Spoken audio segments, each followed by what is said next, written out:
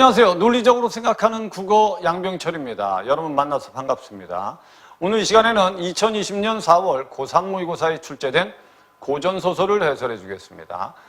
제목이 설랑저전인데 수험생들 중에는 좀 낯설다고 느꼈을 겁니다. 하지만 지문을 읽다 보면 내가 예전에 공부했던 작품과 거의 구조가 유사하다라고 느낀 수험생도 있을 겁니다.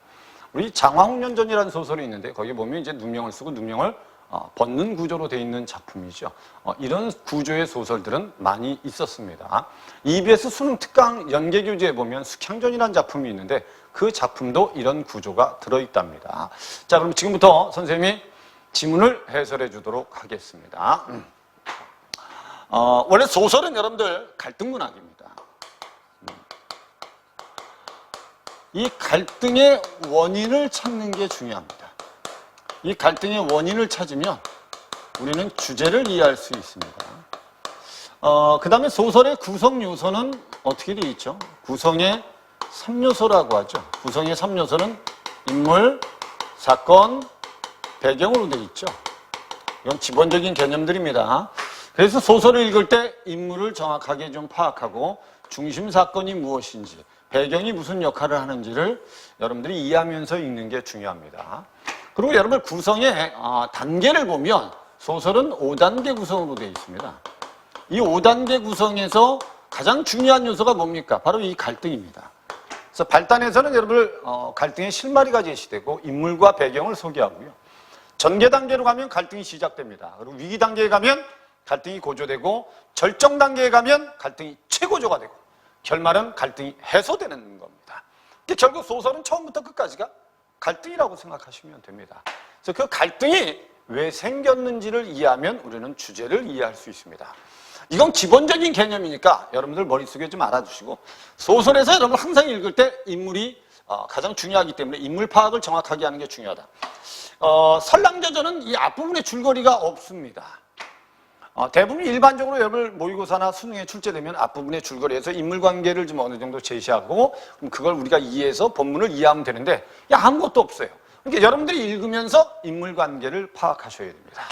그리고 여러분 소설은 크게 이렇게 2개의 중심 내용이나 3개의 중심 내용으로 되어 있습니다. 그리고 얘네들은 반드시 인과관계로 맺어져 있습니다. 그러니까 여러분들이 소설을 읽으면서 소설이 중심 내용이 없다고 생각하지 말고 과연 가장 중요한 게 뭔지를 파악해서 이것들의 관계를 파악하는 게 중요합니다. 그러니까 세부적으로 지문을 읽더라도 읽으면서 구조가 보여야 된다는 소리입니다. 이런 읽기를 혼자 공부하면서 연습을 좀 많이 하셨으면 좋겠어요. 자, 그럼 지금부터 앞부분부터 해설을 해주겠습니다. 윤백이 즉시 일어나서 별당으로 다가가서는, 윤백이는 뭐 인물이죠, 그죠? 별당은 공간적 배경입니다. 그래서 윤백이 즉시 일어나 별당으로 다가가서는 창문을 두드리며 호통을 칩니다. 이놈 이서방아! 그래서 이서방이란 인물이 있어요. 내가 여기 왔느니라. 연분이 이미 맺어졌고 나라의 법이 삼엄한데 혼인이 무엇이냐라고 윤백이 별당으로 들어오면서 이서방한테 큰 소리 치는 겁니다. 이때 윤백이 소리를 지르면서 뛰어들어 병풍을 들이치고 저고리를 찾아치고는 거침없이 뛰어나가더랍니다. 이 저고리가 이제 이 소설에서 중요한 역할을 하죠. 여기까지는 여러분 소설 이 제시된 지문에서 무슨 역할을 할까요? 갈등의 계기입니다, 이게. 그래서 첫 번째 윤백이란 인물이 등장해서 저고리를 가지고 가고 결국 이게 갈등의 계기가 되는 겁니다. 그리고 밑에 가면 당연히 갈등이 뭐 되겠습니까? 고조됩니다. 이서방, 거덕모소 이런 것들은 여러분 판소리에서 영향을 받은 건데 소설에서는 이런 걸 서술자 개입이라고 하거나 작가 개입이라고 합니다. 그러니까 판소리에서도 여러분들 보면 놀부 잡는 거덕모소 이런 창자 개입이 있습니다. 그것에 영향을 받은 거라고 생각하시면 됩니다. 이서방 거덕모소 행동을 보면 원앙금침 비취침에 그러니까 결국 따뜻한 이불을 덮고 사람의 이목을 물리치고 단잠을 자고 있었어요.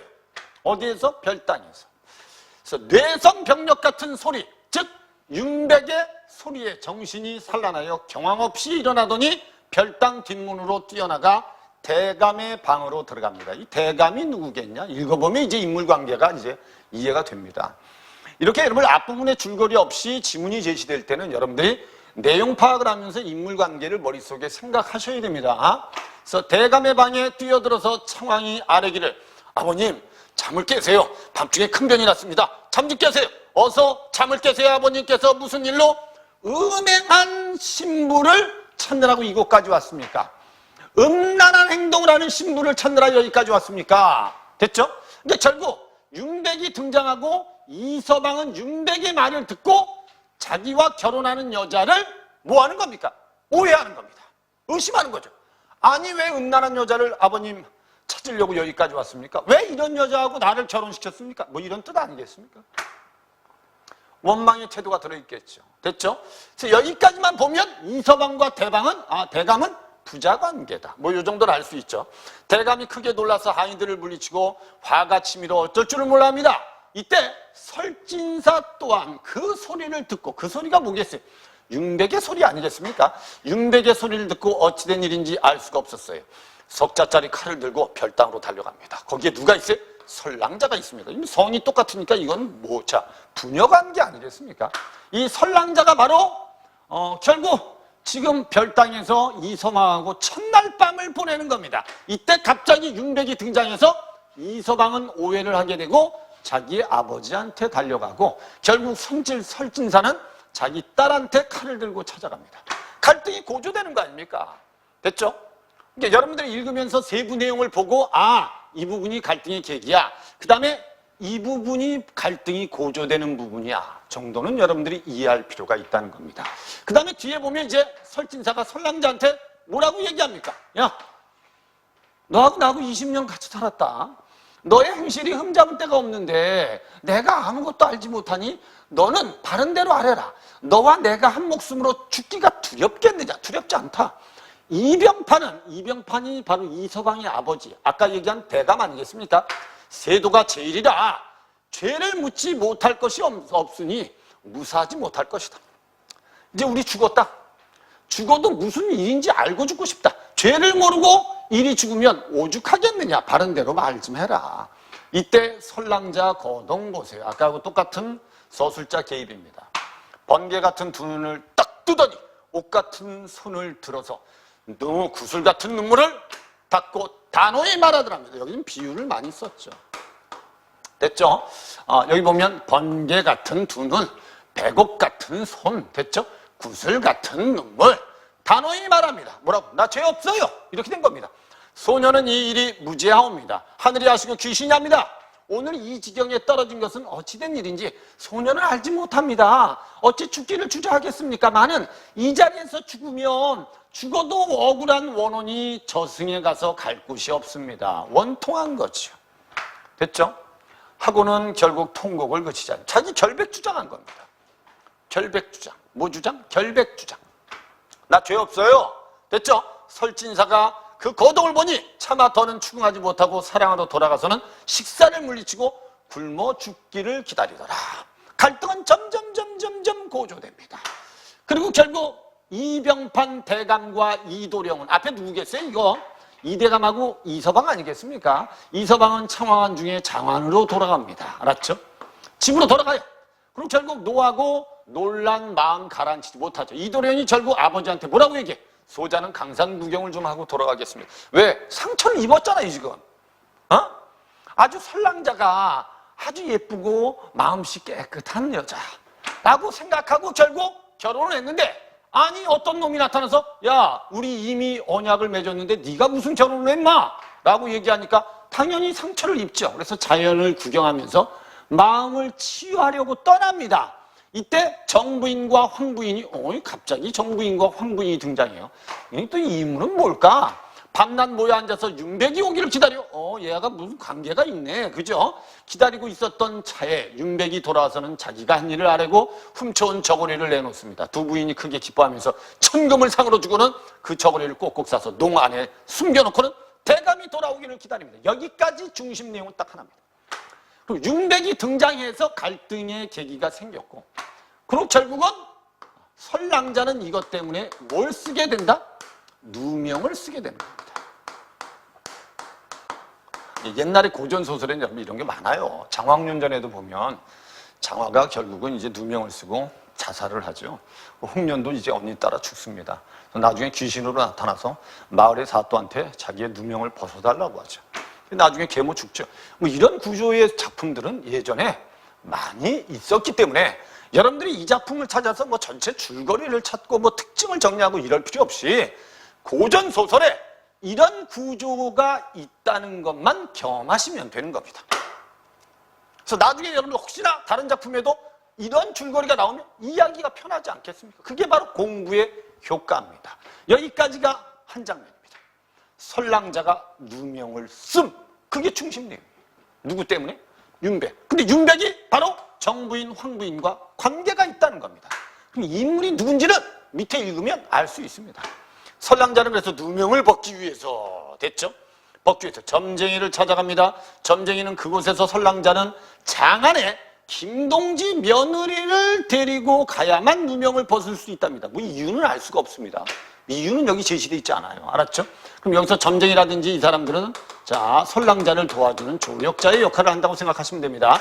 데리고 가야만 누명을 벗을 수 있다. 그 말을 듣고 김동지 며느리와 함께 장안으로 갑니다. 이대감의 집으로 찾아갑니다. 이해됐죠? 그럼 이 뒷부분은 이제 뭐가 나오겠어요? 누명을 벗기 위해서 노력하는 장면이 나오겠죠. 됐죠? 그래서 밑에 하인들을 건 김동지 며느리가 정부인의 방으로 갑니다. 정부인의 방으로 한달음에 뛰어들어서 설랑자의 저고리를 감추어두었던 장롱을 대번에 끌어냈습니다. 정부인과 황부인은 놀라서 아니 내가 어떤 년이 내 방에 들어와서 이 장롱을 도적질하냐? 그 죄는 죽어도 아깝지 않다. 호통을 치니까 자 호통을 치면서 죽기 살기로 달려듭니다. 이때 김동지 며느리가 그 붙잡은 손을 뿌리치고 따라온 하인들 또한 가로막습니다. 이때 끝내 김동지 며느리는 장롱을 든 채 밖으로 나와서 한 주먹에 장롱을 때려 부리고 대단한 여자네요. 맞죠? 김동지 며느리가 그것을 손에 높이 들고 그것이 뭐겠어요? 저고리 아니겠습니까? 소리칩니다. 작은 아씨 이게 누구겠어요? 설랑자 아니겠습니까? 고전 소설에는 이 호칭들을 잘 보고 인물 파악을 잘 하셔야 됩니다. 저고리 좀 보세요. 작은 아씨가 잃어버렸던 저고리가 여기 있어요. 이때 정부인이 뒤쫓아 나와서는 하인들을 꾸짖고 김동지 며느리에게 호통을 칩니다. 이 더러운 년 저고리가 어찌 내게 있단 말이냐. 아니 대감께 잃을 것이다. 됐죠? 더러운 년의 저고리라고 했으면 이건 누구겠어요? 설랑자 아니겠습니까? 그죠? 더러운 년은. 이렇게 된 겁니다. 그럼 결국 분명히 정부인과 황부인이 윤백을 시켜서 설랑자의 저고리를 훔쳐오게 했고 됐죠? 그것 때문에 설랑자는 누명을 쓰고 김동지 며느리를 통해서 그 누명을 벗는 장면이 바로 이 제시된 장면입니다. 이것만 이해하면 문제는 다 풀립니다.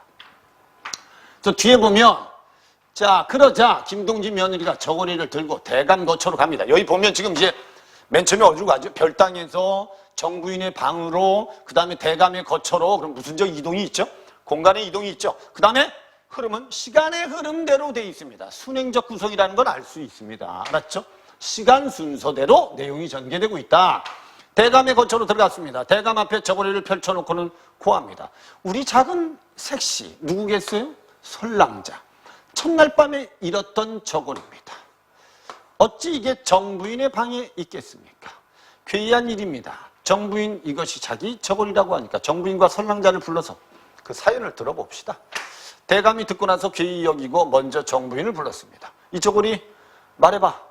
저고리의 품막이는 길이가 한자 한치 없고 소매와 진동은 이러이러하옵니다. 이게 자기 저고리라는 거예요. 자기 저고리. 설랑자의 저고리가 아니고 내 저고리입니다. 뒤이어 김동지 며느리가 설랑자를 불러서 이 저고리 죽고 사는 것이고 흥하고 망하는 것이고 누명을 쓴 것과 결백을 증명하는 것. 뒷부분은 그래서 여러분 이게 핵심 내용 아니겠습니까? 됐죠? 결백을 증명하는 길이 있사오니 결국 정신을 차리고 단단히 말하세요. 그래서 결국 설랑자가 일어나서는 뭐라고 얘기해? 팔자 아미를 숙이고 나서 가는 목소리를 길게 빼어서 옥구슬이 구르는 듯한 소리로 이렇게 대답합니다. 영남 여자의 옷은 별다른 것이 없어요. 그러나 소녀가 7살에 저고리를 지었을 때 소녀의 어머니께서 기특하다. 여기서 저고리 안에 붉은 실로 30설이라고 썼습니다. 이게 이제 누명을 벗는 결정적인 단서입니다. 소녀의 아명을 수놓아 새기셨습니다. 그것을 보면 알 겁니다. 됐죠? 저고리 때문에 누명을 쓰고 결국 이것 때문에 누명을 벗게 되는 겁니다. 김동지 며느리가 그 말을 듣고 저고리 안을 뜯어보니까 정말로 붉은 것으로 서른설이라고 새겨져 있어요. 대감이 크게 분노하고 맏며느리, 정부인이 맏며느리래요. 됐죠? 그래서 맏며느리를 잡아 하옥하고는 즉시로 설랑자를 예를 행하고 별당으로 보낸 겁니다. 그래, 너 미안하다 오해해서 너는 내 며느리다 해서 이제 며느리로 받아들인 겁니다. 됐죠? 대감이 이로써 정부인이 간사함을 알죠. 정부인, 오케이. 어찌하여 일이 그리 되었는지 몰랐습니다. 대감이 그래 정부인과 황부인을 모두 붙잡아서 야, 자백해. 이렇게 된 거죠. 그죠? 그래서 뒤에 너희들이 무슨 일로 내 아들을 시기하고 내 집을 망하게 하느냐? 그러고도 너희가 살기를 바라겠느냐? 이 불측한 일은 어느 하인을 시켰느냐? 정부인도 황부인도 대답하지 않습니다. 이때 김동지 며느리가 제가 합니다. 아까 대감님께서 수청지기 윤백이라는 놈이 있는데 정부인을 잡아오라고 하니까 이 새끼 얼굴색이 바뀌었습니다. 야, 그럼 잡아와. 그럼 결국 이제 윤백이 모든 걸 다 실토하고 정부인과 황부인은 벌을 받지 않겠습니까? 그죠? 그럼 세 번째 장면은 결국은 뭐를? 결백을 입증하는 장면이다. 요 세 장면이라고 보시면 됩니다. 이 지문이. 그러니까 여러분들은 소설 읽을 때 세부적인 내용을 읽으면서 결국은 이렇게 전체 중심 내용을 파악할 줄 알아야 돼요. 요게 갈등의 계기, 요게 갈등의 고조, 누명, 그 다음에 갈등 해소. 그래서 결국 이런 갈등이 생긴 이유는 뭘까? 그럼 이제 뒤에 문제를 풀다 보면 어느 정도 이해가 되죠. 뭐 여자들의 시기나 질투가 될 수도 있고, 알았죠? 오케이? 그게 바로 갈등의 원인이 될 수 있다. 이런 걸 가지고 이제 이 소설은 결국 여인들의 시기와 질투가 결국 사건과 갈등을 만들었구나 라고 여러분들이 정리하고 문제를 접근하시면 되는 겁니다. 윗글의 서술 방식, 원래 고전 소설에서는 이게 잘 안 나옵니다. 현대 소설에서 나오지. 서술 방식으로 적절한 걸 찾으랍니다. 내적 독백을 통해서 인물의 심리 변화를 제시하고 있다. 이런 건 여러분 이상의 날개 같은 소설이고 소설가 구보씨의 일일 같은 소설이 여기에 해당합니다. 내적 독백 심리 변화. 인물의 행동을 통해서 상황에 짐작합니다. 이 인물의 행동은 윤백과 김동지 며느리의 행동을 통해서 상황의 긴박함을 드러내고 있다. 답은 이건 문제가 없네요. 그죠? 시간적 배경을 묘사하여 낭만적 분위기다. 이거는 메밀꽃 필 무렵 같은 작품이 여기에 해당하는 겁니다. 이해됐죠? 달밤에 길을 가요. 달빛이 메밀밭에 비쳐요. 소금을 뿌린 듯 새하얀 메밀꽃. 분위기 죽이죠? 왜냐면 그럴 때 쓰는 겁니다. 서술자가 교체 안 되죠. 그죠? 꿈과 현실의 교체. 이건 구운몽에 해당하는 겁니다. 이해됐죠? 답은 2번이 답이다. 그래서 여러분들이 이제 연계교재에 있는 작품들을 보면 그 작품들의 특징들을 어느 정도 정리하다 보면 이런 서술상의 특징이 어디에 해당하는지, 이 작품에 해당하는지를 여러분들 찾아낼 수 있습니다. 여러분들이 이제 연계교재의 고전소설을 어느 정도는 정확하게 이해하고 머릿속에 좀 숙지를 할 필요는 있습니다. 그래야지 여러분들 다른 낯선 작품이 나올 때 여러분들이 인물 파악도 잘하게 돼 있고 상황 이해도 정확하게 할 수 있는 겁니다. 이해됐죠? 그 다음에 39번 문제 A, B에 대한 설명으로 적절한 거예요. 여기 1번부터 3번은 여러분 전혀 말이 되지 않습니다. A는 여러분 설랑자가 나 죄 없습니다. 됐죠? 그 내용이거든요. 그래서 A에서 이미 일어난 일을 언급하며 상대방을 비난, 그 다음에 B에서는 앞으로 일어난 일을 언급하면서 칭찬? 이거 없죠. 역사적 사실을 제시하고 틀렸죠. 자신의 슬픔을 강조하고 B에서는 자신의 신분을 언급하며 상대방의 의견에 동조하고 있다. 됐죠? 그 다음에 과장적 표현이다. 들어있지 않습니다. 존경을 나타낸다. 비유적 표현을 통해서 이것도 없어요. B에는. 근데 극단적인 상황을 가정하면서 결국 내가 죽으면 이제 억울하겠죠. 그죠? 억울함을 호소합니다. 그 다음 B에서는 벌어진 사건에 대해서 의문을 제기하면서 진실을 밝히려고 해요. 답은 4번입니다. 5번은 여러분 초월적인 존재는 있어요. A에 보면 하늘이 합니다. 그래서 언급한 건 있는데 밑에 보면 자신과의 친분을 상기하면서 애통함을 했더니 친분을 제시한 건 없죠. 그래서 앞부분은 맞는데 뒷부분은 틀렸다고 보시면 됩니다. 답은 그래서 4번이 답입니다.